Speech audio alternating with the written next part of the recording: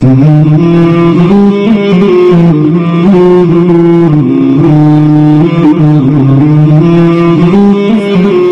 ورحمۃ اللہ وبرکاتہ۔ امید ہے کہ آپ لوگ خیر و عافیت سے ہوں گے۔ سوال و جواب کی اس محفل میں آپ کا استقبال ہے۔ پہلا سوال یہ ہے کہ وضو کرتے وقت گھنی داڑھی کو دھلیں گے یا خلال کریں گے؟ حافظ راشد مئو۔ تو بھائی اگر داڑھی گھنی ہو اس طور پر کہ اندر کی خالیں اور جلد نظر نہ آتی ہوں تو ایسی صورت میں داڑھی کے اوپری حصے کو دھلنا فرض ہے اور اس کا خلال کرنا سنت ہے۔ اگر داڑھی ہلکی پھلکی ہو اس طور پہ کہ جلد اور کھال نظر آ رہی ہو تو پھر پوری داڑھی کو تر کرنا ضروری ہے۔ سوال ہے اگر وضو کے دوران کوئی حصہ سوکھا رہ جائے تو دوبارہ وضو کرنا چاہیے یا اس حصے پر پانی بہانا چاہیے؟ اسعد صاحب بنگال۔ اگر وضو کے دوران کوئی حصہ سوکھا رہ جائے تو دوبارہ وضو نہیں بنائیں گے، البتہ اس سوکھے ہوئے حصے پر پانی بہا دیں گے۔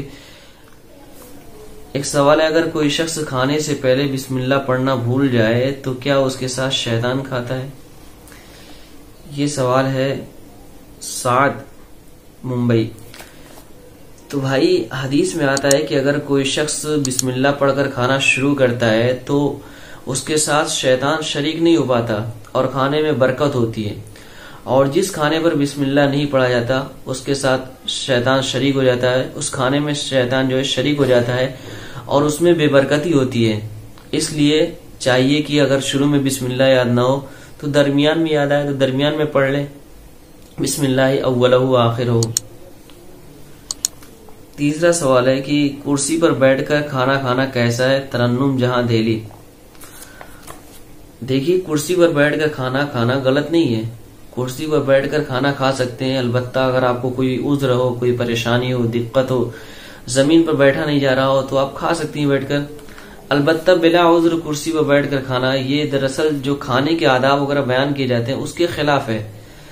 کوئی پریشانی ہو، دقت ہو، جیسا کہ میں نے ابھی ذکر کیا، تو ایسی صورت میں کھا سکتے ہیں، البتہ ایسے موقع پر بھی کرسیوں پر کھا سکتے ہیں کہ آپ کسی شادی وغیرہ میں گئی یا کسی پارٹی میں جانا ہوا جہاں شادی یا دعوت کے اندر کرسیوں ہی کا انتظام ہے، تو ایسے موقع پر کرسیوں پر بیٹھنا کوئی حرج کی بات نہیں، کرسیوں پر بیٹھ کر کھا سکتے ہیں، البتہ بلا عذر مناسب نہیں ہے بیٹھنا، یہ کھانے کے آداب کے خلاف ہے۔ اللہ رب العزت ہمیں اسلامی شریعت کے مطابق عمل کی توفیق نصیب فرمائے۔